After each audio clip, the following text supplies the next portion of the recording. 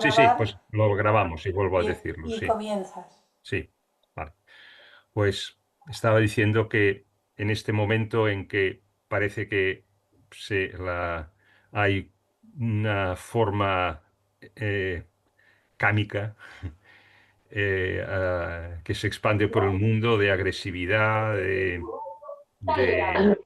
Sí, cuidado con los micrófonos, por favor. Sí, gracias.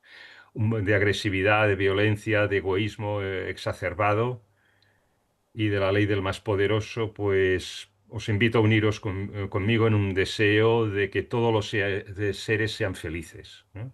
Pero es esa felicidad que no sea a cuesta de nada ni de nadie, ni de la naturaleza, ni de otros, ni de la felicidad que inflige dolor o pena a otros seres. Entonces, que todos los seres sean felices en el norte, que todos los seres sean felices en el sur, que todos los seres sean felices en el este y que todos los seres sean felices en el oeste. Y que todos los seres sean felices en el nadir y que todos los seres sean felices en el cenit. Que todos los seres sean felices en su ser fundamental, en ese ego impersonal más allá de la separabilidad, más allá de los egoísmos personales en un sintiendo esa unidad que nos acerca a todos a unos a otros.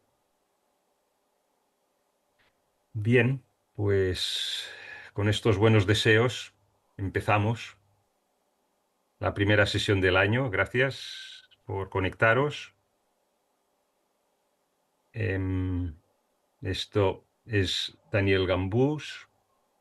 Esto es la rama Bhakti de Tarrasa, de la Sociedad Teosófica Española. Hoy estamos a 16 de enero de 2026, primera sesión de el curso que estamos, ya vamos muy avanzados, ahora hablaré un momento de ello. El nombre general es Akasha y una teoría integral del todo, pero estamos en el capítulo 9, que por sí solo ya es un libro aparte, porque es el estudio de las estancias de la cosmogénesis y llevamos varios meses. Y, en fin, hoy acabaremos la estancia quinta e introduciremos la estancia 6, seguramente el primer verso, espero. Y acabaremos, yo espero, hacia la última sesión de febrero, Dios mediante. Em, ¿Qué más podía decir? Sí, lo de según la ley de protección de datos de España, pues informaros que esto se está grabando y que lo colgaremos del canal YouTube de la rama Bhakti. Estará a vuestra disposición, pero si no quisierais que vuestra imagen saliera, simplemente en la barra de funciones de Zoom, ahí donde está el icono de la cámara, lo clicáis y la cámara de vuestro ordenador se desconectará. Muy bien, pues sí. A ver, para acabar el curso, todo lo que tengo previsto, estamos ahora en este capítulo 9 que he dicho que acabaremos, espero, en la sesión de febrero, la última de febrero, quizá la primera de marzo, ya veremos. Es el estudio de las estancias de la cosmogénesis como contrapunto a la parte más científica y de ciencia que estuvimos viendo anteriormente, nunca dejando la perspectiva teosófica, pero esta vez centrándonos totalmente en la cosmogénesis tal como nos la legó Elena Blavatsky. Cuando acabemos esto, porque nos quedará la sexta y la séptima estancia, como decía, eh, un capítulo 10 que está por ahí entre medio de otros, los verdes son los que son los que os he mandado el texto, ya. El capítulo 10 es visión teosófica y científica del átomo y de los elementos químicos. Am, tengo intención de hacerlo. Lo di en el curso en las sesiones que dábamos con Martín Leiderman sobre teosofía y ciencia, pero ahí fueron tres sesiones, me parece recordar. Esto lo resumiremos en una sola sesión. No hace falta ir tan a fondo aquí. Luego. Nos quedó también bueno, otras 3 sesiones nos quedarán, todas ellas de una sola sesión. Esta será la teosofía adelantándose a la ciencia, de una manera así un poco, digamos, dispersa.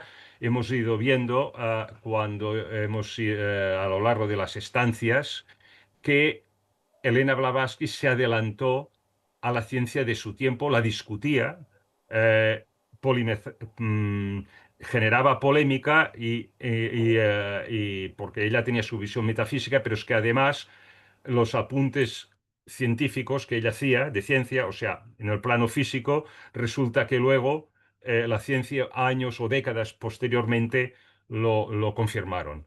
Y no solo Elena Blavatsky, sino también Leadbeater y Annie Besant, con sus capacidades psíquicas.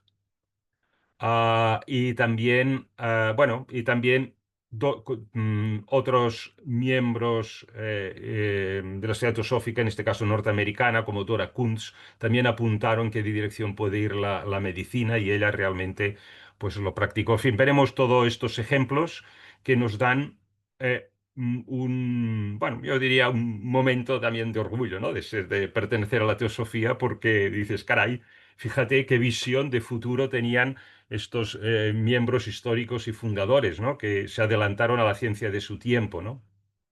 Y esto nos llevará al capítulo 23. Estoy aquí, reflexiones acerca del futuro de la ciencia, en vista de integrar estos poderes psíquicos a estas capacidades visionarias, a la ciencia más física, en qué dirección puede ir la ciencia, ¿no? Es un poco una reflexión colectiva, ¿eh?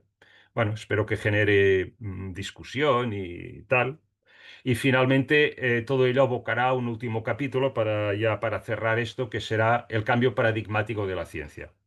Y toda una serie de temas que yo tenía aquí que podemos plantearlo, bueno, no plantearlo, hablaros de él un poco, de qué van otro día. Todo esto lo dejaré fuera de este curso porque inciden otra vez bastante en el terreno de la ciencia y el mundo científico y quizás sea más propio de tratarlos cuando tenga oportunidad, si es que la tengo, en el grupo el grupo de ciencia y teosofía, que ahora es Carlos Pérez quien se encarga de llevarlo. Bueno, somos un pequeño equipo, y allí, bueno, ya está más centrado en el tema científico, pero repito siempre, sin perder en perspectiva la teosofía, claro.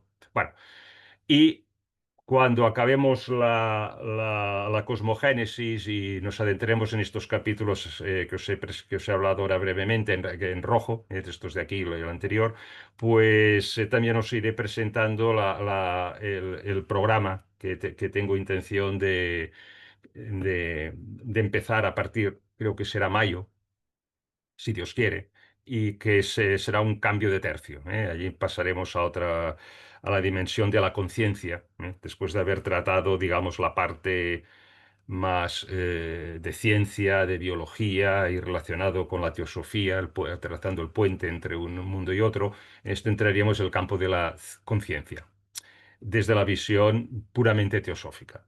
¿Mm? Muy bien. Dicho esto, pues ya está.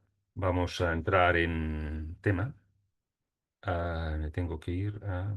Sí. Bueno, como que han pasado varias semanas y turrones y algún brindis, quizá no, espero, no con champán, pero bueno, solo mojarse los labios tampoco está mal, o con zumo, no sé, cada uno cómo cómo lo lleve, pues quizás sería bueno repasar un poco, pero muy brevemente, porque realmente quiero acabar la estancia quinta y adentrarnos en la sexta hoy.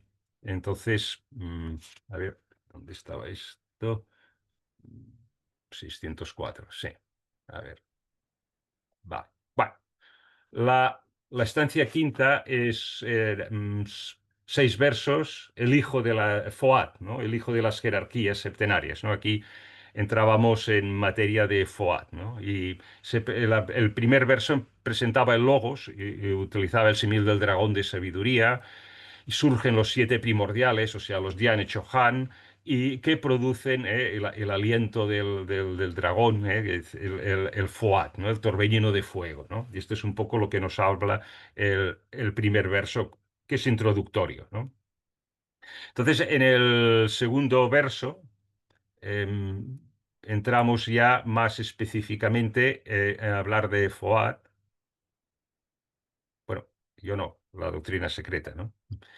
Y que es el mensajero, ¿no? De la ideación cósmica. O sea, hay estos siete primordiales, ¿eh? Que de él surgen los segundos siete, que son los siete lípica, si os acordáis, y debajo de ellos la jerarquía de seres celestiales, ¿no? Y esta jerarquía de seres celestiales, ¿cómo los percibimos nosotros así, con nuestros sentidos normales, ¿no? No paranormales, sino normales? Bueno, son las leyes de la naturaleza, ¿no? Y que detrás de estas leyes que rigen la naturaleza a todos los niveles, pues hay una inteligencia. Estas fuerzas son inteligentes, ¿no? Entonces, Fuad en el plano físico se manifiesta, dijimos, como electromagnetismo. ¿Eh? Y dijimos también que en los siete planos de la creación, Fuad se predomina en el cuarto plano, ¿eh? Que es el plano también en el que están los Lipika, los señores del karma, ¿no? Es el plano más alto, de la cadena planetaria de la Tierra. ¿Eh? Y lo cual no quiere decir que Fuad no esté en los siete planos, solamente que en el cuarto plano, es en el que más predomina. ¿Eh? Lo cual también recordemos que este esquema, este sistema sirve tanto para el macrocosmos como para el microcosmos. Y a veces vamos saltando de un sistema a otro, pero es repetición del mismo patrón. Si estamos hablando de los principios del hombre, los siete principios, pues el cuarto, donde están los lipicas, los señores del karma, donde está Foad, si hablamos de macrocosmos, el cuarto plano. Bueno, entonces se utilizaban una serie de símbolos muy potentes que realmente da de pensar que quizá estos símbolos estaban en el libro de Xi'an como sugerencias para imágenes de meditación. Y uno de ellos es el doble triángulo, ¿no? Que el triángulo para arriba, el blanco, representa el espíritu y el triángulo para abajo, negro, la materia, ¿no? La síntesis de estos seis vértices de los dos triángulos entrelazados es el séptimo punto que está aquí representado en medio, ¿no? Entonces, esta estrella de entrelazados representa la evolución materia-espíritu. Entonces, pero esta interpretación de los seis vértices y el punto de síntesis también se puede, como os he dicho antes, se puede presentar en todos los sistemas completos que podamos, el sistema solar o en el sistema de los globos de cadenas planetarias, porque el globo D, que sería en este caso este globo, el punto este, la Tierra, el punto de cambio de tendencia, ¿no? La famosa U, ¿no? Que el espíritu desciende, o sea, las mónadas, llegan al punto más bajo, que es la tierra, donde la materia está más densa, y luego empiezan otra vez digamos, la espiritualización de la materia, ¿no? Estamos en ese punto de inflexión. Vale. Y se utiliza otro símbolo muy potente, que es el de caduceo, que es el mismo, las dos serpientes entrelazadas, simbolizando otra vez esta dinámica de materia y espíritu, ¿no? Em, y la vara en medio, que es este punto estable, el punto estático, ¿no? Entonces, también esto introducía el concepto de que este movimiento en que está inmerso el universo es en espiral, ¿no? Y vimos que la fuerza electromotriz efectivamente es una fuerza de electrón en un helicoide, o sea, en una espiral que avanza, ¿no? Vale. También en este verso cuarto se hablaba también de que el primer plano, que por ejemplo en el caso del microcosmos del hombre, el plano más alto es el de Atma, ¿no? Es el reino del nómeno, sí, es el reino que toca con el absoluto, ¿eh? Y dice, bueno, propiamente no es el primer plano, sino que es la totalidad de los otros seis planos, ¿eh? E incluso en los collected writings, en la escuela, en las cinco enseñanzas esotéricas, ¿no? Pues lo presenta como un huevo, ¿no? Este séptimo plano, Atma. Y tanto a nivel de universo, o sea, del cosmos con K, como en el microcosmos del hombre, que entonces es el principio de Atma, ¿no? Y los otros 6 planos son líneas horizontales que hay dentro del huevo, ¿no? O sea que Atma, bueno, dice, bueno, es el primero, pero en realidad el que es el segundo, o sea, el principio Buddhi, en realidad es el primero, porque el otro es la totalidad dentro de los 6 planos que le quedan por debajo, que es donde empieza realmente la diferenciación, ¿no? ¿De acuerdo? Y esto era un tema que también salía, ¿no? Bien, entonces, sí, sí, vamos sí, 123, sí, podríamos ir aquí. Estamos yendo a trote, ¿eh? Viendo todo esto porque no nos vamos a entretener. Bueno, sí, otra imagen que surgía que podía surgir o podía evocar las explicaciones del cuarto verso era esto respecto a la conciencia primordial, ¿no? El logos que irradia, ¿eh? Eh, También hablamos de la sutileza entre la palabra irradiar y emanar, ¿no? El logos irradia, ¿no? Irradia los 7 rayos, los 7 seres primordiales que sus atributos se pueden simbolizar alegóricamente con estos 7 rayos, cada uno de los 7 colores del arco iris, ¿no? Y bueno, y ahí empieza el proceso de individualización, ¿no? De las mónadas individuales que se irán desarrollando en el seno cada una de ellas en el seno de uno de los 7 rayos, con lo cual le dará características determinadas. Y volvemos al concepto que he dicho antes de Foad. No es que el rayo uno no tenga nada de los otros, de los atributos de los otros 6 rayos, pero sí que hay un atributo propio del primer rayo, por ejemplo, que predomina sobre los otros 6. Y lo mismo para el segundo, el tercero, etcétera, etcétera, ¿no? Y esto, aguas abajo, pues por ejemplo, son los 7 grupos de humanidades o la raza raíz, ¿no? Como dice la doctrina secreta. Bueno, y tirando un poco más para abajo, y con esto ya casi acabamos este breve repaso de lo que hemos ido viendo antes de Navidad.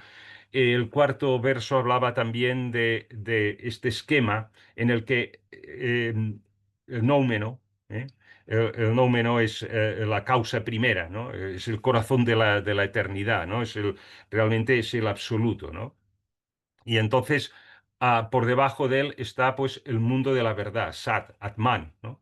Que es la manifestación primordial del domino. A ver, esto es otra manera de explicar estos planos de conciencia, ¿no? Los 7 planos, pero utiliza este lenguaje aquí, Elena Blavatsky, y es importante tenerle presente también para no confundirnos cuando salga este tipo de lenguaje, ¿no? Entonces, por debajo queda el segundo mundo, ¿eh? Que ya he dicho que Elena Blavatsky dice, bueno, sí, decimos el segundo porque es el que viene debajo el que todo lo engloba, ¿no? De la totalidad, ¿no? Pero en realidad tendría que ser el primero, ¿no? Porque es el primero donde hay diferenciación. Es el mundo divino primero, o sea, Buddhi, ¿no? Si nos referimos al microcosmos de los principios humanos, ¿no? Luego viene el divino Arupa, el mana superior, que es el universo sin forma del pensamiento, ¿eh? Bien, sería el equivalente a los pensamientos abstractos. Y luego, muy importante, el Chaya Loka, el Kamas Manas, el mundo de la forma original, la intelectual. Y a partir de aquí, de abajo, aguas abajo, todas las formas, las astrales, las etéricas, del doble etérico y las propiamente físicas, ¿no? Y es importante porque el quinto verso, el último que vimos, nos hablaba precisamente de esto de aquí, ¿no?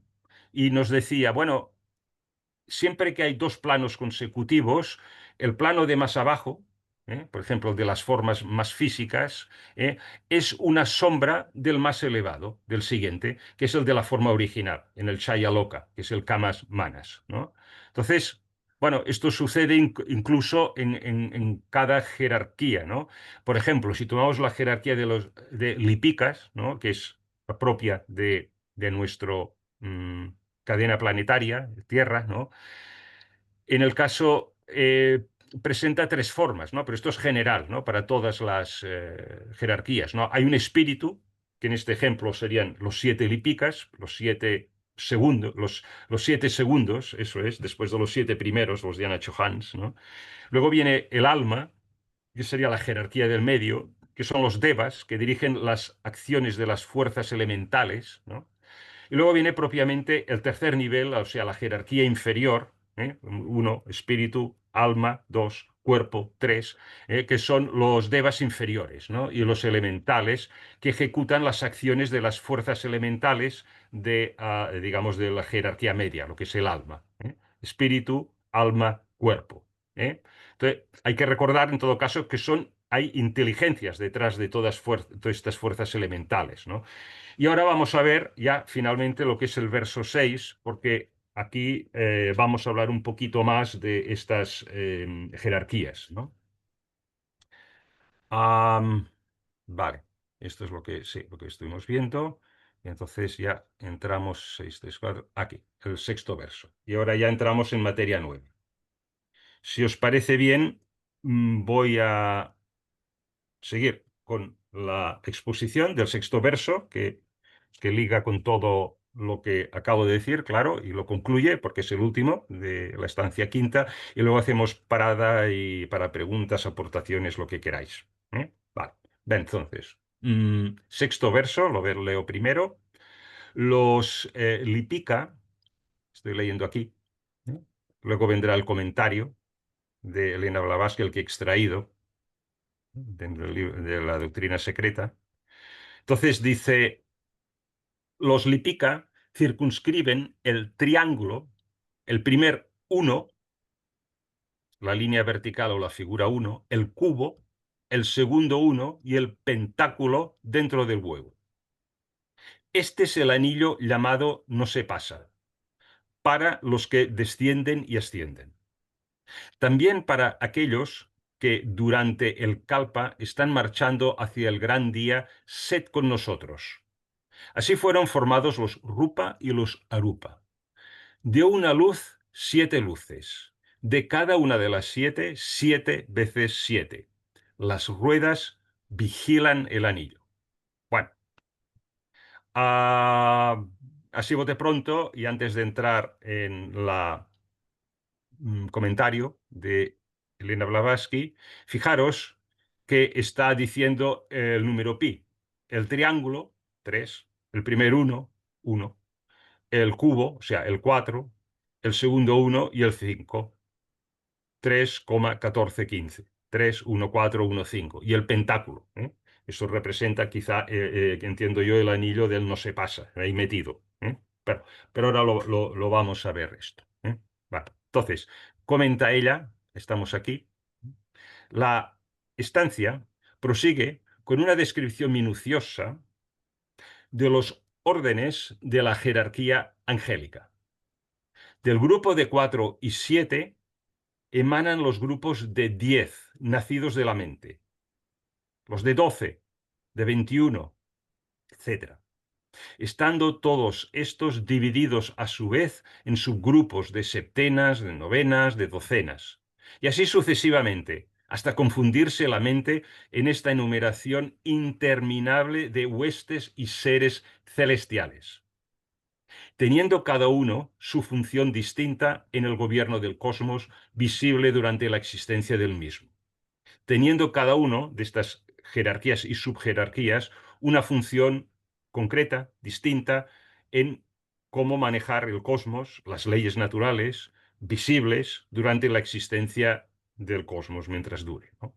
Bueno, a ver, lo primero yo diría que aquí hay varios versos en el libro original, el de Xi'an, que Elena Blavatsky no tradujo, en los cuales todas estas jerarquías de seres divinos estaban descritos, pero no nos ha llegado, ¿vale? De la misma forma que los científicos tienen que identificar y estudiar las distintas fuerzas físicas que operan en el universo y gracias a ello pueden desarrollar tecnología, entender cómo opera la naturaleza. Pues así mismo, el ocultista, el estudioso del ocultismo, nosotros tenemos que saber acerca de todas estas diferentes jerarquías, nos tenemos que familiarizar con ellas y con estas fuerzas a las que están conectados estas jerarquías. Porque el ocultista es un cooperador con la naturaleza. No nos adentramos en el mundo metafísico para dar la espalda al mundo físico, ¿eh? La función del ocultista es la de ayudar al proceso de evolución. ¿Eh? Esto es un poco nuestra misión, diría yo, ayudar al proceso de evolución. Entonces, bueno, podemos entender esto porque podemos ver como todos los ángeles, los Diancho Hans, son inteligencias que hay detrás de la evolución, ¿no? Entonces tenemos que cooperar con esto. Entonces, desde un punto de vista esotérico, la evolución no es. Y esto es muy importante porque tenemos una tendencia a entender a veces todas estas enseñanzas esotéricas de una forma mecánica, ¿no? Ya no digo que las cosas suceden al azar, eso yo creo que todo el mundo lo tiene claro, pero hay una tendencia de clasificaciones y esto lleva al otro y esta jerarquía, este subgrupo y no sé qué y no sé cuánto, es una cosa como muy mecánica, ¿no? Entonces, la evolución no es ni mecánica ni sucede al azar. ¿Por qué? Pues porque hay inteligencias que guían la evolución. Y entonces, digamos, los seres humanos o que han sido humanos más avanzados, que en teosofía utilizamos la palabra adeptos, ¿no? Con su evolución se acaban convirtiendo en parte de estas jerarquías de seres celestiales. ¿No? Y ayudan en este proceso de evolución, ¿eh? Y ayudan que para que transcurra naturalmente, ¿no? Entonces, y esto de forma particular, ¿no? Los adeptos ayudan a la evolución de la humanidad, ¿no? Los que conocemos están centrados, porque los conocemos porque están centrados en ayudarnos a nosotros. Entonces, estos adeptos son el eslabón más bajo todos estos poderes conscientes que hay detrás de la evolución de la humanidad. Son los interlocutores más inmediatos. Podemos pensar en todos los grandes maestros espirituales, iniciáticos, etcétera, ¿no? Entonces, mm, Elena Blavatsky comenta que es innecesario describir todas estas jerarquías. Y dice, bueno, y por esto no tradujo, entiendo yo, versos que seguían a este. Porque dice que solamente generaría o traería confusión, ¿no? Bueno, de todas maneras, ella trata de dar unos principios generales al respecto, ¿eh? Y de esta forma, por ejemplo, el alma estará preparada, nuestras almas, cuando llegue el momento, estarán preparadas a este conocimiento, ¿no? Será un terreno fértil donde cuando caigan las semillas de este conocimiento podrá germinar, ¿no? La sabiduría, ¿no? Y esto, claro, cuando le llegue el momento de animar a nuestra personalidad para poder interactuar con todas estas fuerzas, ¿eh? Entonces, el alma, que la personalidad un poco juega en contra de esto, ¿eh? Vale. Entonces, el alma, al tener ya este conocimiento básico, cuando lo adquiera, de las jerarquías, afrontará la interactuación con las fuerzas de evolución de una forma más consciente y no tan inconscientemente como, al menos yo, hacemos ahora, ¿no?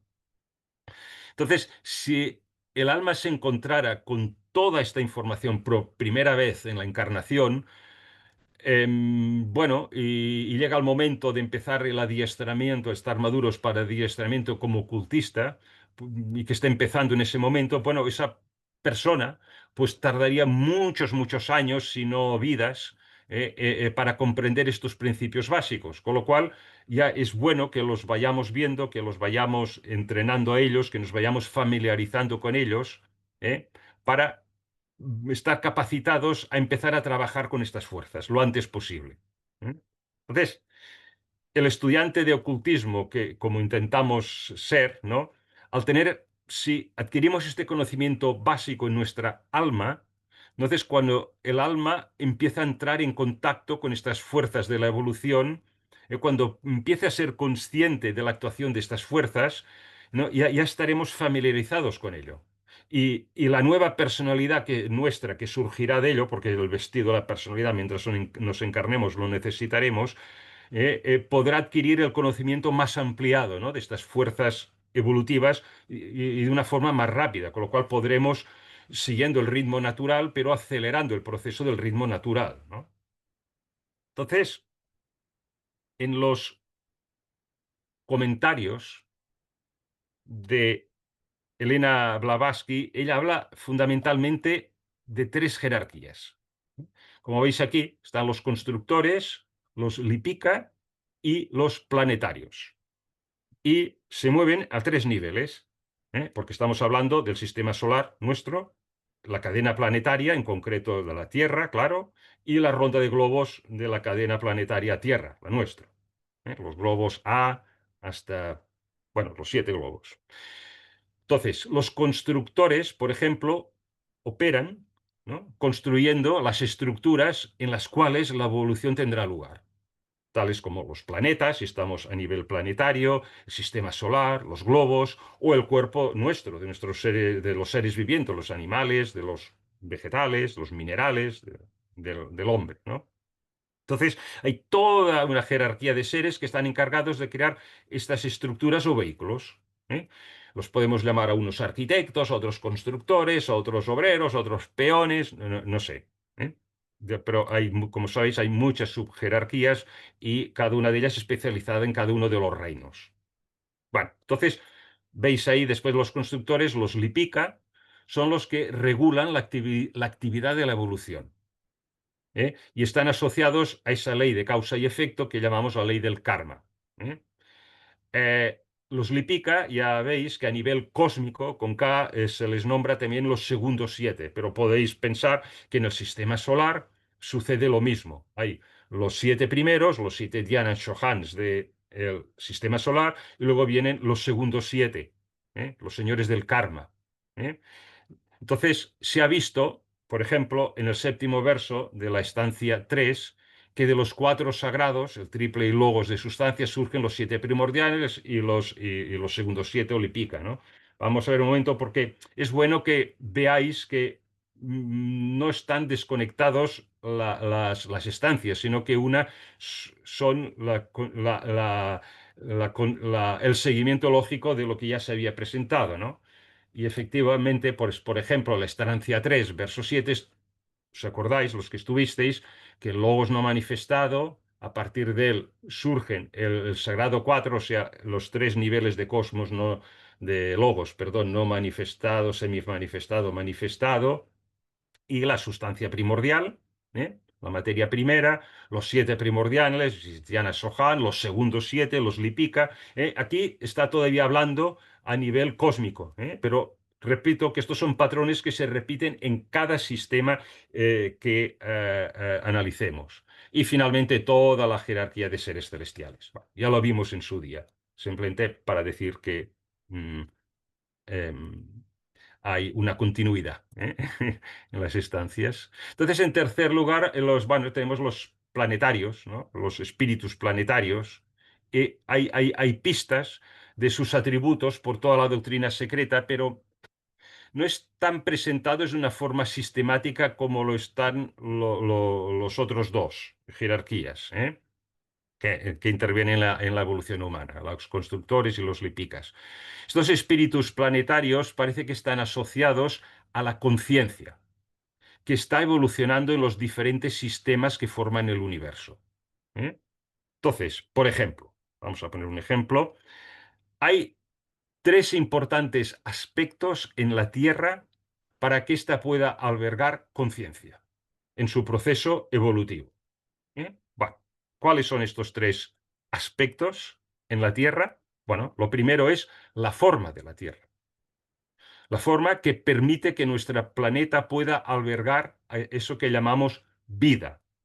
Entonces, la forma no se refiere a su geometría esférica, que la Tierra sea redonda, un poco achatadita, pero fundamentalmente una esfera, ¿no? Se refiere no a eso, sino al tipo de materia de la cual está formada y que permite que los organismos vivos se desarrollen y la pululen. Fundamentalmente, se trata de la bioquímica del carbono, que está al servicio de crear estos vehículos físicos que albergan nuestra alma y el alma nuestro espíritu. Y así la conciencia puede evolucionar. Vale. La forma de la Tierra, entendida así. Luego hay el segundo aspecto para que haya vida en la Tierra y evolución, en definitiva, conciencia, es que eh, luego está el proceso del karma, ¿no? El karma regula la evolución, es un regulador de evolución. No se puede ir más rápido que el karma que llevamos encima, porque tendremos que saldar las cuentas, en positivo y en negativo, ¿eh? No pensemos cuando hablamos de karma solamente en negativo. Ojo. Bueno, entonces el espíritu planetario de la Tierra tiene su propia inteligencia al respecto, ¿no? Y es aquello que los griegos, por ejemplo, llamaban Gaia. Entonces, la teosofía tiene una noción parecida, ¿no? Y dice que la conciencia planetaria consiste en la conciencia conjunta, ¿eh? En el seno de esta conciencia conjunta planetaria de Tierra, de la Tierra, el planeta Tierra, que han englobado la suma de todas las conciencias individuales. ¿Mm? Claro, el llegar a a visión, ya no visión, que forme eso parte de tu existencia, es entrar casi en el proceso de Atma, ¿no? Ya desapareces como individuo personal, ¿no? Y eres un ego impersonal en este sentido, cuando empiezas a sentir que formas parte de la conciencia conjunta de la evolución Tierra, ¿eh? Así, la conciencia planetaria parece ser, a su vez, ¿no? Parte de la conciencia universal, un poco por extrapolación esto, ¿no? Que también está evolucionando a lo largo del Manvantara, ¿no? Vale. Cada un sistema, todos los sistemas solares, pues galáctico, y todos los sistemas galácticos, el universo, ¿no? Y hasta así está a todo lo largo del Manvantara, ¿no? Y finalmente están, pues, los currantes, que les llamo yo, ¿no? La jerarquía de los constructores, ¿no? No es que todos trabajan, ¿no? Pero de los constructores, ¿no?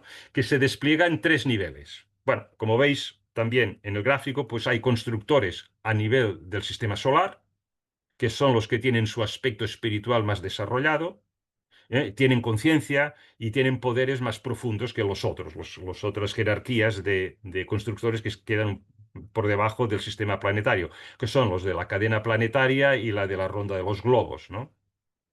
Entonces, eh, bueno, estos otros regulan y dan forma a las actividades que tendrán lugar en los globos de la cadena planetaria, ¿no? Y luego, que son los de la cadena planetaria, esto de aquí, ¿no? Y luego los más bajos, a nivel inferior, los constructores que dan forma a las actividades específicas que tienen lugar en cada globo, ¿no? Algunos constructores, ¿no? Son los que construyen las estructuras de los globos más elevados de la cadena planetaria. Este respecto, cabe recordar que ya dijimos en su día que el cuarto plano, de estos principios de la Tierra, pues era el Budi. Creo que esto lo he puesto aquí. A ver si es así. Ah, no, perdón. No. Pero os acordáis, el cuarto plano, Budi, ¿no? Bien, entonces, este es el plano más elevado, ¿eh? Los constructores más elevados dentro de la ronda de globos terrestre, pues trabajan en el cuarto plano Ubudi.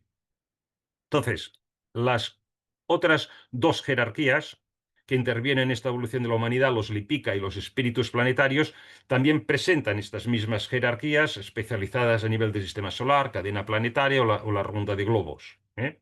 Así habrá Lipikas especializados en aplicar la ley del karma al nivel de la cadena planetaria y los habrá al nivel del sistema solar, ¿eh? Lo mismo se puede decir los espíritus planetarios, ¿eh? Bueno, a ver, este diagrama es muy básico, ¿eh? Solamente para dar una idea así de lo que es estas jerarquías y dónde operan a nivel de la cadena planetaria Tierra, ¿eh? Va. Y visto esto, avanzamos un poquito más y ahora ya entramos a comentar, diseccionando línea por línea el sexto verso. Todo esto era solo la introducción. Muy bien, pues bien, el primer parte del sexto verso nos dice que los Lipika circunscriben el triángulo, sea el 3, el uno, o sea, el 1, el cubo, sea el 4, el segundo uno, o sea, eso, el uno, y el pentáculo, el 5, dentro del huevo. Este es el anillo llamado no se pasa, el huevo, ¿eh? El anillo no se pasa, y os podéis imaginar, es como aquí, ¿eh? Lo tenéis, el huevo, ¿eh? De aquí no se pasa, es el mundo del fenómeno, de los fenómenos, ¿no? Y dentro el número pi, que ahora lo ha hecho con simbología geométrica, ¿no? Bueno, y ella comenta aquí al respecto, dice, volviendo al comentario de la estancia 4, comprenderá el lector por qué mientras el chakra transhimalaico tiene inscritos dentro de él el triángulo, el uno, el cuadrado, el uno y el pentáculo, el círculo cabalístico de los Elohim revela, cuando las letras de la palabra Al-Him o Elohim son leídas numéricamente, los famosos números 1, 3, 5, 1, 4, con el orden alterado respecto al número pi, que es ahora vamos a verlo esto, dentro de la Cábala, lo que quiere decir. O por anagrama 3, 1, 4, 1, 5, el pi, el astronómico. Bueno. Lo primero que hay que decir es que, aunque el comentario hace referencia a la estancia 4, verso 3, que es este, o sea, ¿os acordáis? La jerarquía de seres celestiales, el mundo noumenal, el número invisible de las causas primeras, el número este, el 1065, con toda esa jerarquía de dioses creadores del panteón hinduista, de 1065, y que por reducción lo llevábamos a 3 veces 7. Y luego por debajo queda el mundo fenoménico, donde está el número pi y el círculo este del no se pasa. ¿eh? Sí, ¿os acordáis? Vale. Entonces, a- aunque el comentario de Elena Blasque hace referencia a la estancia 4, en realidad este comentario se halla más en la estancia 5 verso segundo, creo yo. Y me explico. ¿eh? Aquí se presenta, si os acordáis, los 7 globos de la cadena planetaria terrestre y decíamos que el cuarto plano, empezando de la conciencia más elevada a cuarto plano, ahí es donde se sitúan los segundos 7, los Lipika, y es también donde predomina Foat. ¿eh? Y por encima, en el tercer plano, tienen los 7 primordiales y a los Diana Chohans, y por debajo, pues toda la cadena de evolución planetaria de planeta Tierra en este caso. ¿Os acordáis? El mundo Rupa de las formas y el plano de los planos Arupa sin forma. ¿eh? Sí. Va. Entonces, más cosas. Surge la palabra chakra. Por ahí, ¿dónde estás? La palabra chakra. El chakra. Transhimalaico, ¿no? ¿Qué quiere decir? Elena Blasky. Bueno, chakra es la palabra sánscrita para rueda o círculo en fin, independiente del uso que se le da acerca de los centros de energía, ¿no? Del cuerpo humano. Rueda o círculo. Vale. Otra observación es que desde el punto de vista de la India, el transhimalaico es el Tíbet. La región transhimalaica es el Tíbet. Cuando se dice un maestro transhimalaico es que es tibetano. Y cuando se dice, aunque aquí no sale, pero dice cis-himalaico, entonces quiere decir que es originario de la India. Un maestro cis-himalaico, cuando lo veáis en la doctrina secreta, la India. Bueno, entonces. Con relación al alfabeto hebreo, que también se nombra aquí, vamos a ver la siguiente, tenemos que hacer referencia a la gematría cabalística, que ya en su día el compañero Manuel Fernández nos habló de ello, que y aquí tenéis el valor numérico que tiene cada una de las letras del alfabeto hebreo, ¿no? Y entonces, a partir de la numerología hebrea, se utiliza para interpretar textos sagrados y encontrar significados ocultos en las palabras, ¿no? Y bueno, ahí en concreto la palabra Alhim, que es como se deletrea lo que nosotros llamamos Elohim, que es una de las maneras que se nombra a Dios en el Antiguo Testamento, asigna los valores 1, como veis aquí las letras, 1, 30, 5, 10 y 4.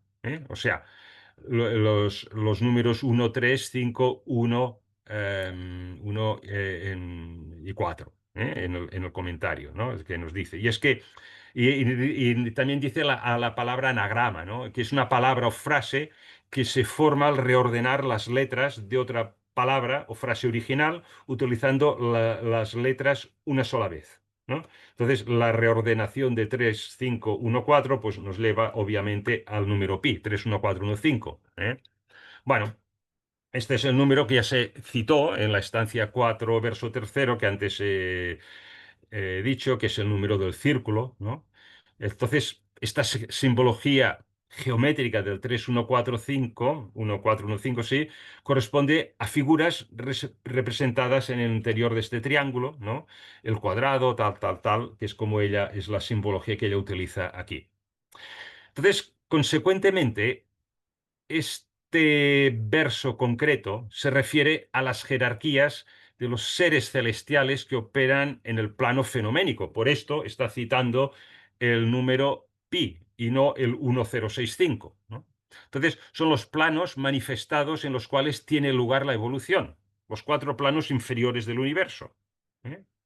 Entonces, básicamente, esto nos está diciendo que este sexto verso está diciendo que los Lipica engloban todas las jerarquías de seres, que están agrupados, como hemos visto, en tres, ¿no? Y con ello, todas las, o sea, quiero decir, a nivel del sistema solar, de la cadena planetaria y los que están en el nivel de los globos, ¿no? Las rondas, quiero decir. Y con ello todas las conciencias que evolucionan a través de estas jerarquías quedan englobadas en esta jerarquía de seres. Y ello ocurre dentro del círculo, cuyo límite recibe el nombre de no se pasa. ¿Sí?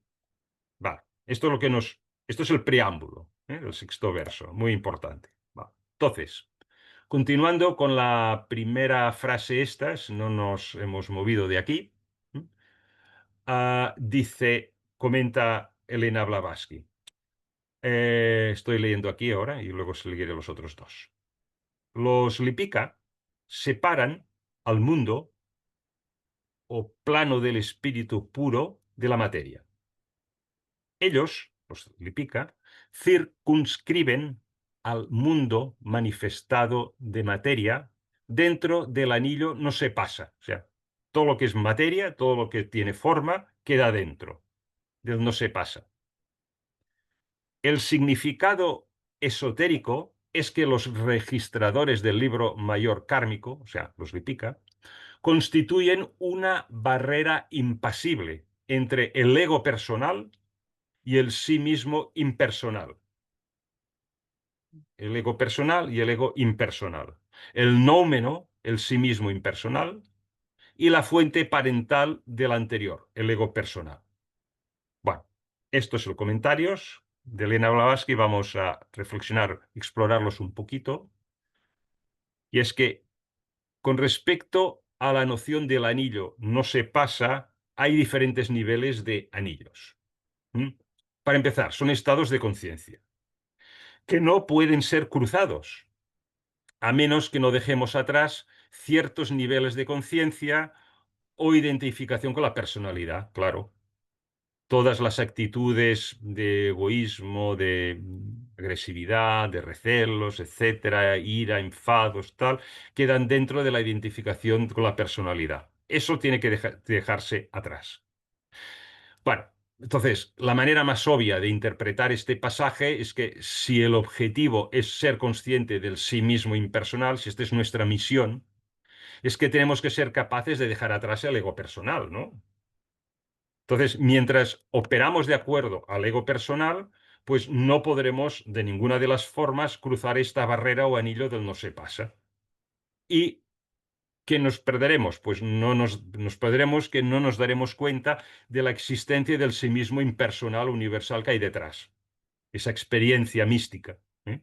Entonces, bueno, una cita de La voz del silencio que extraje para ilustrar este punto. Hay un verso que dice en La voz del silencio, ¿eh? El sí mismo del espíritu y el sí mismo, ¿m? El sí mismo de la materia no pueden unirse, uno de los dos tiene que ceder. El sí mismo del espíritu y el sí mismo de la materia no pueden unirse. Uno de los dos tiene que ceder, ¿va? estamos aquí para el que ceda sea el sí mismo de la materia, ¿no? Y que el que salga triunfante sea el sí mismo del espíritu. En ello estamos, ¿no? Entonces, ¿qué quiere decir esta frase de la voz del silencio? Que o bien la conciencia funciona de acuerdo con el punto de vista del ego personal, o bien funciona desde el punto de vista de la conciencia universal. En catalán, los que habláis catalán dicen o caixa o faixa, o blanco o negro. No hay, estas dos polaridades de trabajo son incompatibles. O estamos con la una o estamos con la otra. Bueno, entonces, en estos comentarios, Elena Blavatsky dice que cuando este verso cita el anillo de no se pasa, se refiere a una regla mucho más elevada de no se pasa. Ni siquiera se refiere a la separación entre lo personal y lo individual, porque está hablando todavía a nivel cósmico, a nivel del universo.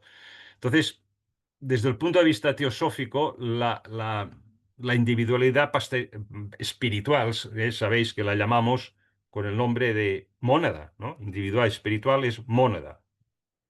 Entonces, Elena Blavatsky dice que cuando se refiere al ego personal, se refiere incluso a la categoría de individualidad más sutil que puede tener lugar en los planos manifestados. Entonces, claro, consecuentemente, la regla del no se pasa se refiere al más allá de la conciencia universal, al Sat, a la fuente absoluta, que está más allá de los planos manifestados. ¿Eh? Entonces, porque se está moviendo en este nivel todavía. ¿Eh? La cosa cambiará, ya lo veréis, a partir de la estancia 6. En un momento dado nos centraremos en la evolución terrestre, pero estamos todavía a nivel universal o como mucho sistema solar. ¿Eh? Vale. Entonces, vamos a ir. Entonces, eh, Elena Blavatsky está hablando todavía a la interpretación más elevada y más amplia que podemos hacer del anillo no se pasa. ¿Eh? Vale. Entonces, pasamos ya a la segunda, a la parte central del sexto verso. Acordaros que decía, este es el anillo llamado no se pasa, para los que descienden y ascienden, esa U que decíamos antes, de la evolución.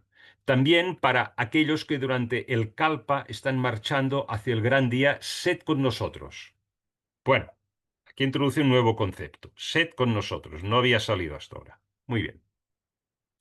Y comenta Elena Blavatsky, leo aquí ahora, ningún espíritu, excepto los registradores, o sea, los Lipika, ha cruzado jamás la línea prohibida de este anillo, ni la cruzará ninguno hasta el día del próximo Pralaya, porque es la frontera que separa a lo finito, por infinito que sea a nuestros ojos, a los ojos del hombre, de lo verdaderamente infinito con mayúscula, lo pone, muy importante. Se refiere a lo absoluto, claro. Aquellos que descienden y que ascienden, las mónadas que encarnan y los hombres luchando por la purificación y ascendiendo, pero que no han alcanzado todavía la meta, o sea, liberarse del ego personal, pueden cruzar el círculo, no se pasa únicamente en el día sé con nosotros. Es una aclaración importante, pero la vamos a analizar un poco para aclararla más. Recordemos que pralaya es el periodo de quietud, ¿no? Que sigue a un periodo de actividad. Y los hay diferentes pralayas parciales a nivel de planeta, a nivel del sistema solar, las rondas, etcétera. Los hay mayores para la totalidad del cosmos. Entonces, ese pralaya se llama baja pralaya, porque afecta a todo el cosmos con K. Vale. Entonces, Elena Blavatsky pues, nos afirma aquí que nadie ha cruzado la línea prohibida ni lo va a hacer hasta el siguiente pralaya, puesto que es la frontera que separa lo infinito, por más infinito que pueda haber, que nos pueda parecer de nuestro lado, del verdadero infinito, de lo absoluto. Sí, los planos manifestados más elevados nos pueden parecer infinitos, pero hay algo más allá que es verdaderamente infinito, con mayúscula, verdaderamente absoluto. Y está más allá de todos los planos manifestados y de lo que nos podamos imaginar de los no manifestados. Entonces, la conclusión quizás sería que esta frontera llamada el anillo del no se pasa es la línea de separación entre lo manifestado y lo no manifestado. Entonces, bueno. refiriéndose a este diagrama que describe la evolución en forma de una curva trazando una U, las mónadas que se van materializando y llegan a su materialización máxima y luego empiezan la espiritualización, etcétera, son las mónadas encarnadas y los hombres esforzándose por su purificación y su ascenso. ¿Eh? Aquellos que descienden y que ascienden, pues pero que no hayan alcanzado suficientemente la meta, cuando llegue el Pralaya solo entonces podrán cruzar este anillo de no se pasa. ¿Eh? Y eso sucederá en un día especial, que es el día que llama ella sé con nosotros. ¿Eh? Entonces, ¿qué quiere decir este pasaje? Bueno, pues eso, que las mónadas involucradas en el cosmos septenario manifestados solamente podrán cruzar esta frontera cuando llegue ese día, sé con nosotros. Así que nos podemos preguntar, bueno, ¿y en qué consiste ese día tan especial, el día del juicio final? ¿O qué es esto, no? Lo aclara em, ella en estos comentarios que siguen. Estamos todavía en la parte central de este sexto verso y estoy leyendo aquí. Aquel día en que el hombre, aquí pone libertándose, bueno, no sé, quizá en Sudamérica se dice así, no sé, porque es la edición de Pasadena, yo diría liberándose, pero bueno, nos entendemos, espero. Aquel día en que el hombre, liberándose por sí mismo de los lazos de la ignorancia, y reconociendo por completo la no separabilidad del ego que está dentro de su personalidad, erróneamente considerada como el sí mismo, del ego universal, anima supramundi, se sumerge por ello en la esencia una, para convertirse no sólo en uno con nosotros, las vidas universales manifestadas, que son una vida, sino esa vida misma. Bien, vamos a ver un poco esto. Vamos a explorarlo un poco para aclararlo. Primero de todo, el día sé con nosotros viene cuando tenga lugar la última liberación, la última realización. ¿Mm? Bueno, se trata pues de la realización más elevada que se puede aspirar dentro del sistema que estemos. Si es el cosmos, la más elevada de las más elevadas. Si es el sistema solar, el nirvana más elevado que se puede aspirar al sistema solar. Si estamos en la cadena planetaria Tierra, la máximo nirvana terrestre que se puede aspirar. ¿Eh? Bueno, no sé, quizá, pero de la manera que Elena Blavatsky lo presenta, parece como una realización que ni el ser humano más realizado haya alcanzado todavía, ¿no? Me refiero quizás al Buda Gautama, ¿no? Y desde luego se está refiriendo a una realización, yo diría, más allá de la máxima realización a la que podríamos aspirar en el sistema solar, ¿no? Entonces, bueno, yo comparto esta opinión porque en los comentarios de Elena Blavatsky se cita la fusión con el absoluto, y no solamente, y lo de solamente lo pongo entre comillas, con el principio Atman, ¿no? El principio de la constitución humana más elevado. Y recordad que estamos todavía en la estancia quinta, en todo el universo y como mucho en el sistema solar, ¿no? Pero aquí parece que está hablando del universo, ¿no? Todavía por esto digo esto. Y continúa el comentario, la parte de aquí abajo. Dice, el gran día sé con nosotros es, pues, una expresión cuyo único mérito consiste en su introducción literal. La palabra sé, que viene del ser, ¿no? De ser, yo soy, tú eres, él es. Sé, en este sentido, puede reemplazarse mejor con cualquier de los dos términos, permanece o reposa con nosotros, puesto que se refiere al largo periodo de reposo llamado paranirvana. Bueno, bueno, entonces aquí hay un tema de traducción. Sé con nosotros. Dice que la palabra ser, permanecer o reposar con nosotros parece más indicado. Y bien, permanece con nosotros, reposa con nosotros, parece más adecuado, según dice ella. Bueno, se está refiriendo para mí a ese largo periodo de reposo que se llama paranirvana, ¿no? Está en ese estado venturoso, en el estado de la absoluta conciencia, cuando el cosmos llega al final de sus tiempos, en el Pralaya y el paranirvana. Bueno, entonces esto es solamente posible a este nivel. ¿Eh? Por eso comentaba que me parece que este anillo no se pasa es... Bien, está bien que lo veamos a nivel terrestre, pero creo que aquí se refiere a nivel universal, ¿no? A ver, comentario ya de la última parte, con esto acabamos el verso. Así fueron formados los Rupa y los Arupa. De una luz, 7 luces. De cada una de las 7, 7 veces 7. Las ruedas vigilan el anillo. Bueno, eh, en realidad Elena Blavatsky no explica demasiado esta frase del sexto verso, la última en que acaba, ¿no? Vale, él habla de Rupa y de Arupa y de cómo se formaron, luego cómo surgieron estas emanaciones septenarias y las subsiguientes divisiones, ¿no? Entonces, en concreto, la descripción de las órdenes de la jerarquía angélica que Elena Blavatsky da en la introducción a este sexto verso reza como sigue, si os acordáis.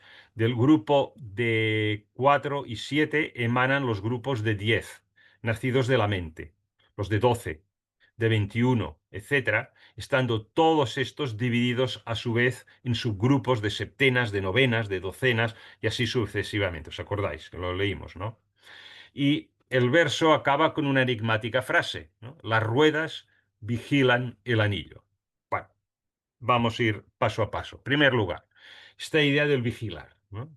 En la doctrina secreta hay este concepto de los vigilantes. Mira, los que estuvisteis con Clarisa habló de ello anteayer, de los vigilantes, el Mahachohan, ¿no? Por ejemplo, los hay en cada sistema. Por ejemplo, en la cadena planetaria. Se trata de un Dian-Chohan, ¿no? Con sus 7 globos, cadena planetaria. Hay el vigilante de nuestro pequeño planeta Tierra. Es otro Dian-Chohan, supervisando la evolución de nuestra Tierra física, el globo D, que es uno de los globos que forman el círculo de la cadena planetaria, como hemos comentado repetidamente. Entonces, si interpretamos que las ruedas están vigilando el anillo, como si el anillo o círculo fueran 7 globos que forman la cadena planetaria, entonces las ruedas ¿no? Que estas ruedas puede que se refiera a los Dian-Chohans que tienen la responsabilidad de vigilar cada una de estas rondas de evolución. Que recordemos que hay 7, ¿eh? 7 rondas de evolución en la cadena. Claro, este concepto se puede aplicar de distintas maneras, ¿no? Pero básicamente la frase se refiere a estos Dian-Chohans vigilando la evolución de los círculos o ciclos. Los que sean. Repito, puede que sea a nivel de sistema solar, referido a los 7 planetas, o puede que sean los ciclos de evolución en cada planeta, o lo que se llama las razas raíz o las humanidades, etcétera. Bueno, pero esto es una deducción lógica de lo que Elena Blavatsky omite en este sexto verso. Y con esto acaba la estancia quinta y bueno, paramos aquí y si hay comentarios o queréis decir algo, yo dejo de compartir, ya diréis.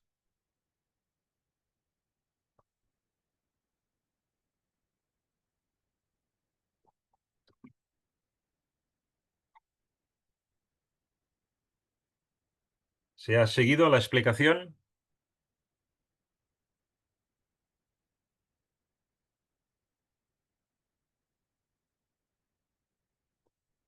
¿Tú la has seguido, Clarisa?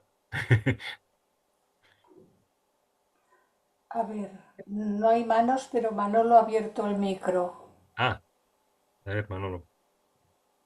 Pero sí, lo que pasa es que es muy, muy complejo, muy denso. Mm, Entonces hay que estar muy, muy pendiente y que a lo mejor pues tampoco tengo yo más referencias, ¿sabes? Y sí, sí. pero vamos, es de lo más dificilito.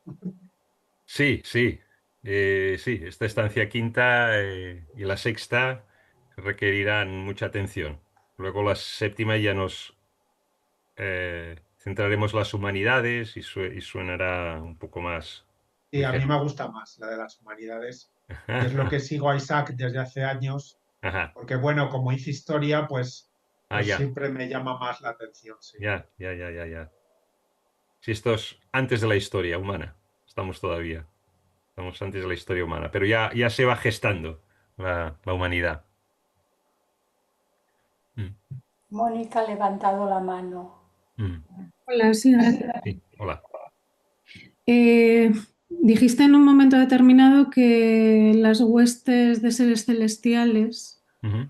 es una serie interminable. Y entonces me pregunto si esto es simbólicamente hablando, porque si están manifestados tendrán un número finito, ¿no? O es que lo comprendí yo completamente erróneamente. Sí, bueno, a ver, interminables lo decía también un poco simbólicamente, ¿no? A ver, tirando para atrás hasta el origen del universo, no sé yo si el número cabría en la pantalla de tantas que hay, ¿no? No lo podría decir. Cuando lo que a nosotros nos puede parecer infinito, pues porque estamos hablando de números tan astronómicos que pueden parecer infinitos, ¿no? Pero lo importante que insiste Elena Blavatsky sobre todo es cuando pone infinito en mayúscula, porque ella dice, bueno, a ver, es un número finito que a nosotros nos puede parecer infinito, pero no tiene nada que ver con el infinito absoluto, que lo pone entonces con mayúscula, porque eso es un salto a otra realidad, a otro estado de conciencia. Y entre medio que hay, pues el anillo este del no se pasa. Y todo lo que queda dentro del anillo no se pasa, quizá no lo podemos abarcar con nuestra mente limitada, con el contagio de nuestra mente limitada, ¿no? Pero de alguna forma, aunque nos parezca infinito, porque si miramos al universo, me acuerdo ayer Clarissa que enseñaba esa pantalla en negro y de repente, ¡pum!, todas las estrellas, ¿no? Empiezas a contar estrellas y millones de millones de millones. Y hay seres inteligentes, seres celestiales inteligentes que estarán actuando en otros mundos, en muchas de esas estrellas, ¿no? O incluso para haber formado esas. O sea, esto es el sentido de infinito con minúscula. ¿Eh? Pero el infinito con mayúscula va más allá. Estamos hablando de incluso akasha, estamos hablando de espacio, pero un espacio que está con mayúscula que está más allá del espacio físico. ¿Eh? No sé, no sé si de alguna forma esto contesta. Para trascender lo Mm, que normalmente entendemos como infinito, pero vamos. mm. Pero ahí ya me quedo contemplando, ya no pienso. Sí, porque, a ver, infinito lo entendemos como concepto, pero, a ver, nosotros avanzamos con los números y si cogemos un número irracional y empezamos a poner decimales, nos podemos pasar la vida poniendo decimales. Al final de nuestra vida habríamos puesto 10 elevado a no sé cuántos decimales y todavía no habríamos llegado al infinito. Porque si viviéramos unos años más, o nuestros herederos pueden entreteniéndose poniendo más decimales todavía. Al 3, 14, 15, bla, bla, bla, bla, bla. Así. Y decir, poner decimales hasta el infinito es una forma de hablar para nosotros. Y una pequeña cosa, Sí, hablabas de los Diancho Hans, sí. que tengo escuchado que vendrían a ser en otra nomenclatura, serían como los ángeles. O sea, supongo que eh, en logos de cada planeta, a lo mejor Mm, o fuerzas o de conciencia, la conciencia y tal. Y, mm, y hablando de todas estas jerarquías, mm. me vino de repente algo que leí en National Geographic Ajá. sobre el planeta Mercurio, Ujú, que decía que hasta el momento nosotros estábamos siempre pensando, cuando preguntábamos a la gente qué planetas son los más cercanos a la Tierra, siempre se suele decir o Marte o Venus. Y ujú. puede ser que de la manera que lo plantearon los científicos estaba mal planteado y que es Mercurio el que está más cercano no a la Tierra solamente, sino a todos los planetas, incluido Neptuno. La forma en que lo calculan la explican ahí, pero yo no la sé explicar, no la sé reproducir. No sé, nunca he oído esa. Bueno, pues Astronómicamente hablando, nunca había oído esto y me parece astronómicamente una barbaridad. Simplemente. el artículo este de National Geographic ¿Sí? y me Ah, preguntaba, pues oye, mira, si das con él y me lo mandas, me encantaría leerlo, o ojearlo al menos, porque sería una cosa sorprendente. con Mm, esto, mm, precisamente que encima qué curioso, Mercurio, mm. que en cuestión de rayos es el cuarto rayo y el cuarto rayo suele ser como el punto de unión, ¿no? De lo más espiritual y lo más material, por lo menos a niveles de cuarto, Mm. hablando incluso de chakras, ¿no? El corazón, Ajá. el medio y la parte más elevada con la Mm. menos, más densa y menos densa. Ya. Bueno, fue curioso cuando lo leí porque digo, vamos, igual es una jerarquía bisagra o No sé. dármelo No, yo. no estoy familiarizado estas correlaciones entre rayos y planetas, no puedo comentar esto. Vale, pues Sí. si Mm, encuentro ahora mismo esto, lo mm. comparto por aquí, lo de Sí, National. o lo compartes en el chat de ciencia y con tus comentarios, sí, sí. Vale, gracias. Bien, para antes de Ángela, otro, has dicho también, has hablado de ángeles, de jerarquías. A ver, cada tradición tiene sus formas de llamar a las jerarquías celestiales, ¿no?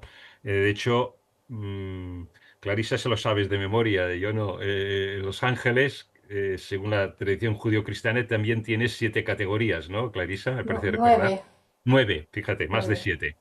9, o sea, tiene sus formas de decirlo. Los Elohim, bien, sería un poco el equivalente al Brahma que decimos en la teosofía, ¿no? Al dios creador masculino, ¿no?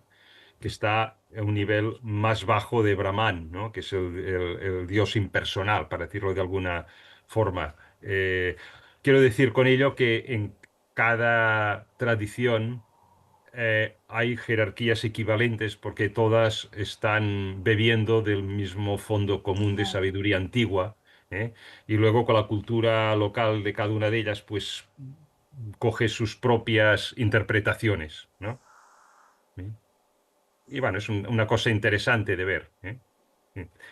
En fin, Sí, Ángela, querías, sí, ¿querías acabar algo más, Mónica, antes de Ángela? que está en el chat que Raimundo Sí. compartió el enlace que os estaba diciendo yo, que ya está Ah, compartido ahí. sí. Bueno. Pues ahí está. Qué rápido, Raimundo, gracias. Pues nada, me lo copio y luego lo pondré en el chat de ciencia para los que quieran verlo. Gracias, Mónica, gracias, Raimundo.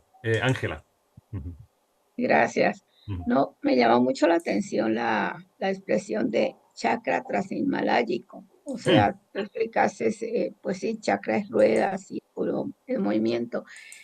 ¿Qué querría decir eso con chakra? Me llama la atención, como, es como si allí hubiera un punto estratégico, espiritual o alguna cosa así, de energía, o no sé, me llamó la atención eso, ¿no? Sí, sí, sí. Sí, aquí realmente se refiere a centro de energía, ¿no? Independientemente que en el microcosmos nuestro, pues está hablando de los chakras que tenemos nosotros, ¿no? Sí, Sí. pero Dime. entonces querría decir de que no solo nosotros, bueno, todo está unido, no tierra, todo está Mm, unido, pero quiere decir de que tal vez el planeta mismo tiene chakras, o sea, puntos energéticos especiales en diferentes lugares, como, mm, claro, el planeta es un cuerpo vivo, ujú. o eso lo dice pues la Sí, teosofía, ¿no? O sí, sí, la sí, sí. secreta. Entonces quiere decir que allí, tal vez por eso, la mayoría de maestros son transhimaláyicos, ¿no? Se les dice transhimaláyicos, por lo menos Sí, sí, o sea, de Tíbet. conocemos. Sí, sí. Sí, claro, el libro de Xi'an. ah, Elena Blavatsky lo conoció en sus estancias en Tíbet, ¿no?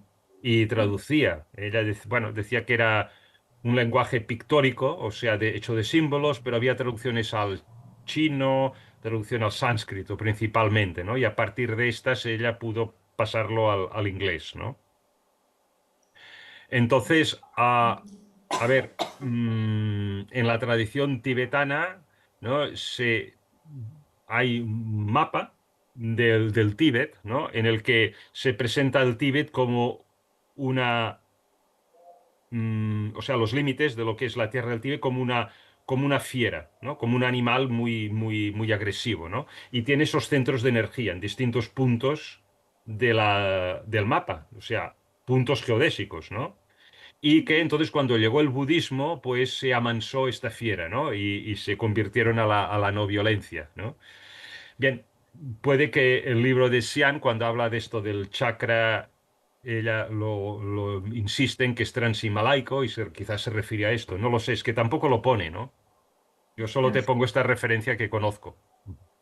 Ok, muchas gracias, Daniel. Sí, pero puede eso verlo a nivel de Tíbet o puede ser toda la Tierra, como dices tú, 7 centros de energía, ¿no? Y quizá uno de ellos está en el Tíbet, ¿no? Geodésicamente, o sea, la correspondencia material, ¿no? Ya, Mm, mm, sí, caiga. Ok, mm. gracias. Sí, Gracias. puede. Pero vamos, son conjeturas, ¿eh? Sí, especulaciones, como decía. Sí, sí. No, no, creo que no. ¿Alguna cosilla más?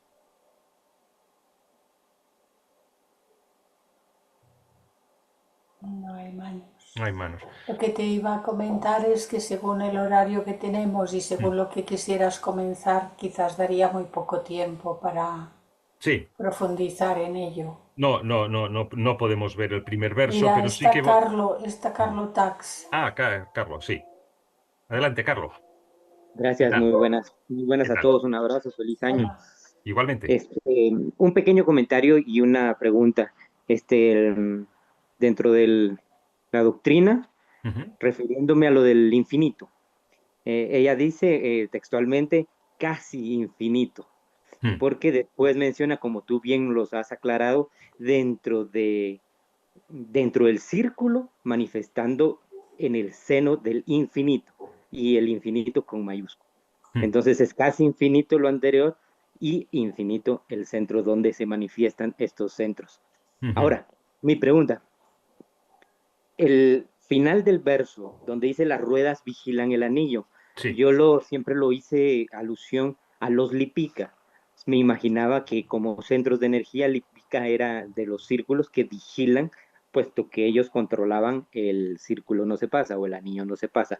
Ujú. Estoy en lo cierto en esto, que los Lipica serían esos círculos o habrían esos centros de energía innumerables que también son los que vigilan. Sí. A ver, es que este verso es un poco impreciso, ¿no? Deja lagunas, ella aquí, la verdad. Y con los comentarios no acaba de aclararse, ¿no? Puede que las ruedas vigilan el anillo, puede que se refiera a las 7 ruedas, o sea, a los 7 Lipica. También sabemos, por otros pasajes de la doctrina secreta, que están los vigilantes y que cada cadena planetaria tiene su vigilante, cada la planeta Tierra tiene su vigilante, ¿eh? Todos seguramente habréis y hablado de ello Clarisa, no sé si fue ayer o anteayer, del Mahachohan, ¿no? Que tiene la manera que se le nombra, ¿no? Las ruedas, o sea, están vigilando el anillo, como si el anillo círculo fueran los 7 globos también, ¿no? Y Sí, puede haber uno para cada globo, ¿sí? ¿Quieres añadir algo? Sí. sí, es que hay una cuestión que se relaciona con esto que se está hablando. Sí. Vamos a ver si la puedo medio explicar, porque Sí, además es estás en ello, ¿no? Estás en ello ahora. la sutileza de las cosas, ¿no? Mm, A ver, empezaremos por el cuerpo físico para poder ir dándonos cuenta de lo que significan los que son más sutiles. ujú, Con el cuerpo físico podemos viajar por el plano físico, pero cuidado. Si nos hemos de meter bajo el agua, necesitaremos escafandra, porque no está hecho para ir por debajo del agua. Si vamos a cierta altura en una montaña, necesitaremos oxígeno, porque allí ya no hay. Por lo tanto, el cuerpo físico está limitado a una esfera. esa parte en la que él se puede mover, el cuerpo físico, ese es su círculo, no se pasa. Pero si hablamos del cuerpo cámico astral, el aura astral de la Tierra llega hasta cierto límite. Y más allá de ese aura astral de la Tierra, la de la Tierra no llega. Además, el aura astral de la Tierra no se toca con el aura astral de los otros planetas del sistema solar, porque estamos hablando de los más bajitos. Entonces, la persona que desarrolle su capacidad para moverse con su cuerpo astral podrá moverse dentro del aura astral de la Tierra, y para ese cuerpo astral es su círculo, no se pasa, es una esfera, ¿eh? Siempre se utiliza la palabra círculo porque además antiguamente no había mecanismos para poder describirlo de otra manera. Cuando una persona desarrolla su cuerpo mental hasta cierto grado para usar su cuerpo mental como vehículo, porque eso es usarlo como vehículo, entonces esa persona podrá moverse con su cuerpo mental dentro del aura mental de la Tierra. Y también tiene un límite, porque es mucho más amplia que el aura astral, el aura mental. Claro. Y cuando vamos a los planos más superiores, entonces las auras más elevadas se tocan con las auras más elevadas de los otros planetas de este sistema solar. Sobre todo cuando coinciden alineados unos con otros, y eso ya sabemos que es muy periódico. Algunas veces se dan alineaciones de 2 o de 3, que se den de más es mucho más complejo, pero cuando se dan, las auras superiores se tocan todas y se puede cruzar de la una a la otra. Pero siempre hay un círculo, no se pasa, hasta ahí, con ese cuerpo. Con un cuerpo más elevado, más allá. Y eso es importante tenerlo en cuenta, porque, a ver, las explicaciones que se nos dan en muchos casos son tan simbólicas que nos quedamos ahí, ¿verdad? ¿De qué me está hablando? Y es lógico, sí. Es muy lógico. El hecho de que hay un techo, por ejemplo, del aura astral de la Tierra y que no se puede, con el cuerpo astral no se puede ir más allá, esto está comprobado por muchos.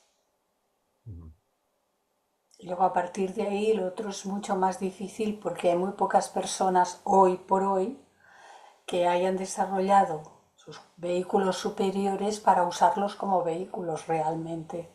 Yo el único vehículo que tengo desarrollado como vehículo es este, porque puedo caminar por el plano físico, moverme por el plano físico. Y los otros estamos en proceso de desarrollarlos. ¿Cuánta gente puede moverse con su cuerpo astral por el aura astral de la Tierra con libre voluntad, sabiendo que sale y se va y viaja y hace, y lo que hace y por qué lo hace, y cuando regresa sabe que regresa? Muy pocos. Hoy por hoy muy pocos. Que hay gente que dice que hacen, pero muy pocos hoy por hoy. Todavía no es la hora. Estamos en desarrollo. Así es. Sí. Gracias. A Así vosotros. es. ¿Alguien?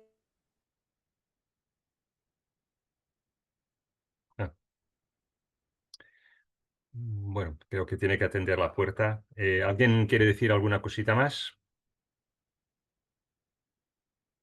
¿No? Bueno, pues voy a simplemente a introducir de qué va la siguiente estancia, la sexta, y lo dejamos así. No vamos a comentar el verso primero. pero al menos lo centramos y el próximo día, que será dentro de 2 viernes, no el que viene, el siguiente, ya el último del mes, el 30, veremos a partir del verso primero ya. A ver, voy a compartir pantalla. A ver, ¿dónde estás? Aquí, sí. Lo veis, ¿no? ¿Alguien puede confirmar que veis la pantalla? Se ve. Sí, se ve. Vale, Sí, perfecto. se ve bien. Bueno, la manera que ella llamó la sexta estancia es nuestro mundo, su crecimiento y desarrollo. ¿Eh? O sea, y ya veis que ya a partir de aquí empieza a cambiar un poco el tercio, ¿no? Son 6 versos, aquí veis 4, perdón, 7 versos, ¿eh? Y aquí están estos 4 primeros todavía están centrados en el universo y en el sistema solar, ¿eh?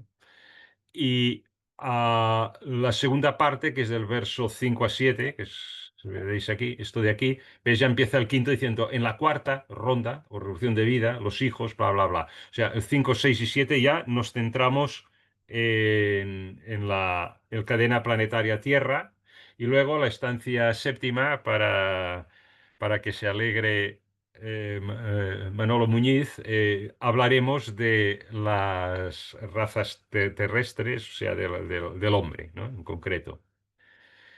Y bien, ella hace una pequeña introducción y dice, la sexta estancia indica las etapas subsiguientes de la formación de un mundo, mostrando la evolución de este mundo hasta su cuarto grado periodo, que corresponde al periodo en que vivimos actualmente. Se refiere a la cuarta ronda, ¿no? Muy bien, pues Ya estoy fijaros. aquí. Muy bien. Estaba haciendo una pequeña introducción de que va la estancia 6 y lo dejamos ya aquí. Nada, en 2 minutos estoy. Muy bien. No voy a entrar con el verso primero. Fijaros, para acabar, las primeras estancias, la 1, 2 y 3, se referían al universo como un todo. La cuarta y la quinta, que acabamos de cerrar, aunque aún son de referencia universal, ya empiezan a presentar el desarrollo de nuestro sistema solar, ¿no? Y a veces íbamos saltando del universo, o sea, del cosmos con K, al sistema solar, ¿no? Entonces, la estancia sexta, esta primera parte, habla todavía de la formación de los mundos en general. Pero la segunda parte, de las 3 últimas estancias, quinta, sexta y séptima, se centra en la Tierra. Y en su día, cuando acabemos la sexta estancia, veremos en la séptima estancia que es muy específica del desarrollo de la humanidad en nuestra queridísima Tierra. ¿Eh? Pues nada, lo dejamos aquí, ah, y dejo de compartir y ya está. No sé si alguien quiere decir alguna cosilla más